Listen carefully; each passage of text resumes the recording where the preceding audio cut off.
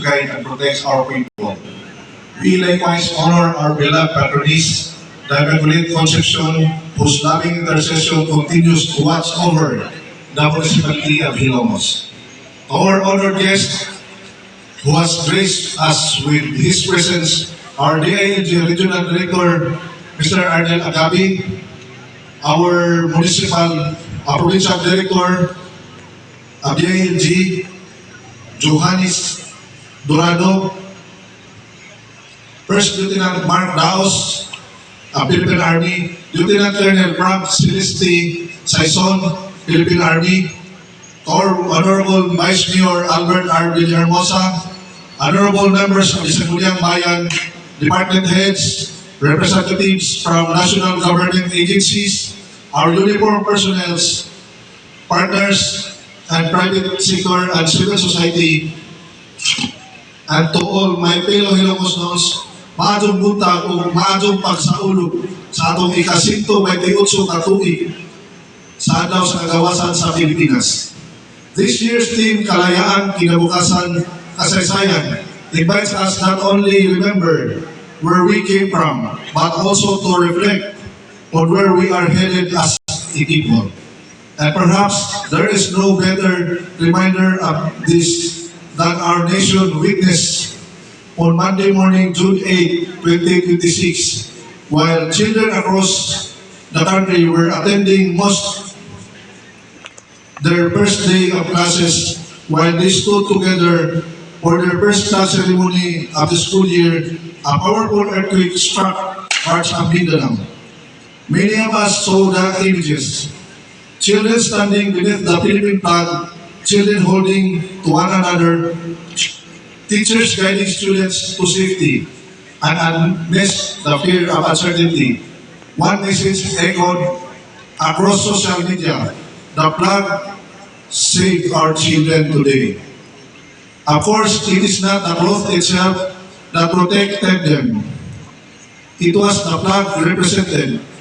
It represented discipline, it represented preparedness, it represented trust, it represented unity. For a brief moment, all the noise disappeared, the political arguments disappeared, the division between the left and right disappeared, the endless debate about who is right or who is wrong disappeared. Because when the ground begins to shake beneath our feet, when faced with something so much bigger than ourselves, none of those things matter. What matters is that we stand together. What matters is that we look after one another.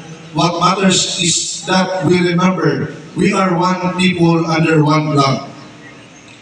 That is the lesson of our heroes understood when they fought for our freedom.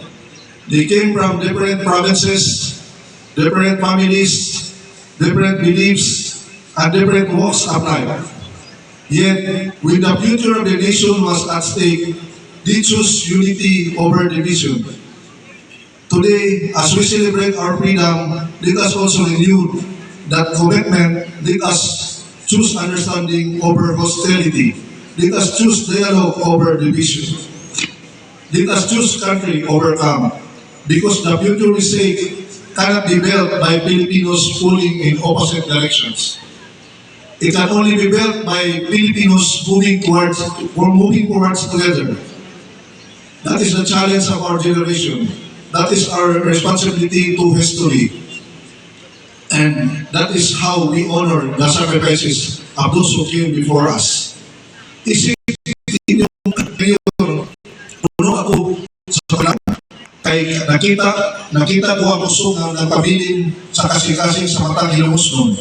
Nakita ko kung giunsa nato pagkatubang o paglaban sa matang hangin sa pabilin nato. O kanato nakita bisan lahi-lahi magkitao gunahuna, ano na kita'y nakahiusang damgo na nagbukos kanato o kini walay lain, kundi ang pag-andam o mas hayag nga kaugahon sa atong mga kabataan. May this Independence Day remind us that freedom is not only a gift we inherited. It is a responsibility we must protect.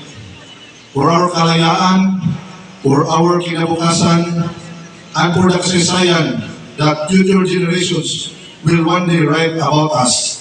Mabuhay ang Pilipinas, mabuhay ang Ilongos, daghang salamat o angat ka, Ilongos nun.